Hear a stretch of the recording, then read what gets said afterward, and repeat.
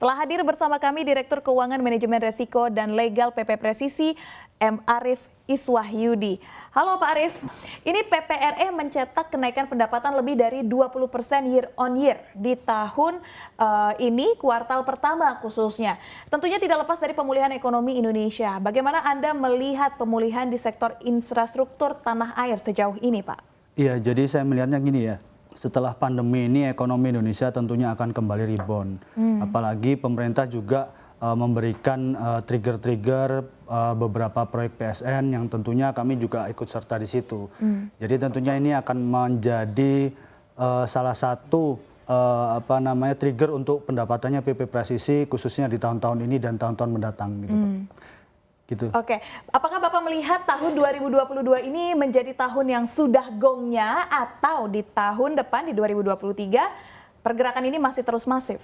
Tentunya tahun 2022 ini masih akan menjadi titik balik di mana tahun-tahun lalu kita diterpa isu pandemi COVID-19. Tentunya di beberapa tahun ke depan tentunya saya yakin pemerintah masih akan menggenjot pembangunan di sektor infrastruktur yang mana tentunya nanti pembangunan infrastruktur itu akan menyerap banyak tenaga kerja dan juga menciptakan lapangan ekonomi dan juga industri-industri baru berikut turun-turunannya gitu, Mbak. Ya, berarti di tahun 2023 ini masih terus bergerak masif ya, Pak ya? Iya, saya yakin. Ya, Bapak juga tadi saya sempat menyebutkan untuk mengimbangi sasaran dan proyek-proyek yang digarap perusahaan, PPRE menerbitkan obligasi di tahun ini. Nah, ini untuk apa saja, Pak? Jadi rencananya kami menerbitkan obligasi senilai 500 miliar di tahun ini. Rencananya kami akan mengembangkan itu 70%, sekitar 70% untuk kami investasi, terutama pengembangan kami baik itu di bidang usaha infrastruktur maupun kami juga sekarang untuk diversifikasi penghasilan kami, lini usaha kami mulai masuk ke jasa pertambangan, Mbak. Jadi 70% kami akan investasikan ke pengembangan kapabilitas kami untuk investasi di penambahan alat berat. Sedangkan 30%-nya kami gunakan untuk modal kerja. Gitu, Mbak. Sejauh ini penerbitan obligasi ini sudah sampai tahap mana, Pak? Kemarin kami sudah melakukan public expose dan ini sudah masuk dari periode book building. Kira-kira sampai Juni. Bulan Juni nanti akan periode book building berlangsung. Oke, bulan Juni ya. Seberapa besar nih Pak Anda yakin obligasi pihak swasta terutama sektor infrastruktur ini akan cukup menarik minat investor di tahun ini? Iya, saya rasa dengan sekarang berkembangnya perekonomian sudah mulai rebound, saya rasa obligasi tentunya menjadi instrumen yang menarik bagi investor, apalagi bunga bank juga sudah mulai merangkak naik ya Mbak. Tentunya instrumen investasi obligasi akan menawarkan fixed income yang menarik bagi investor.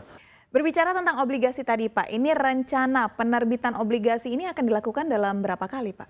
Rencananya tahun ini kami menerbitkan sekali yang periode book buildingnya sampai dengan tanggal 13 Juni. Kemudian rencananya akan kami luncurkan lagi sekitar 500 miliaran di tahun depan, Mbak. Mungkin periodenya kisaran Q2, Q3 di tahun 2023. Ini kan banyak proyek yang digarap oleh PPRE yang berlokasi di luar Pulau Jawa. Katakanlah proyek Weda Bay, lalu ada proyek Morowali, proyek Tol Indrapura Kisaran, proyek Kolaka, PLTU Sulut Site Development, lalu ada juga proyek Bandara Sentani dan Sepinggan Balikpapan. Apakah memang yang menjadi fokus dari PPRE ini mengambil wilayah-wilayah di luar Pulau Jawa, Pak?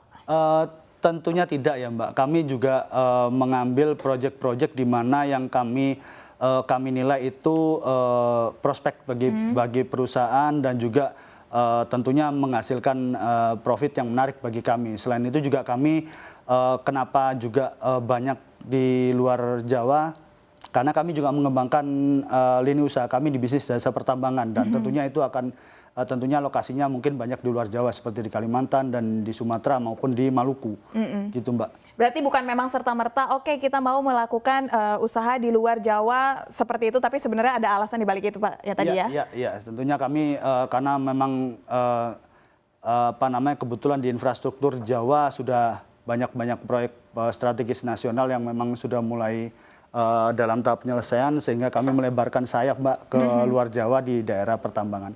Baik Pak Arief, ini diskusi kita semakin menarik namun kita tunda dulu. Usai jeda berikut ini kami akan segera kembali, tetaplah di CNBC Indonesia.